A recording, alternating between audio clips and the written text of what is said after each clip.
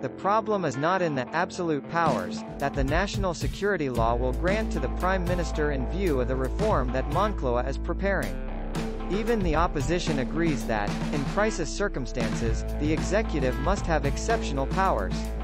It, unheard, is that the draft, to whose text this newspaper has had access, does not define the assumptions or the scope of the measures, with which Pedro Sánchez will be able to take control of the citizens, industry and the media via decree.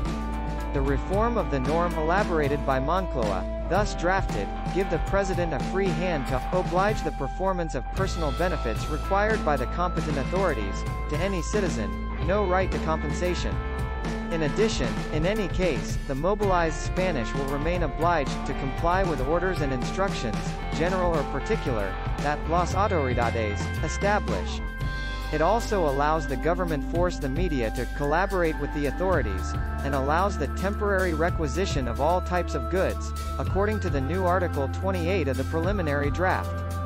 It also modifies the Article 10 original to establish the need for regulate industrial production from Spain. The text still in force, the Law 36/2015, of September 28, on national security, declares that corresponds to the President of the government to declare the situation of interest for national security, in its Article 15. And in the 24, which will be declared, by royal decree. But the problem is the lack of parliamentary control of any kind, he points out. Enrique Lopez, Secretary of Justice of the PP, and the assumptions in which the President can endow himself with absolute power are not defined. None of these sections are modified in the draft bill.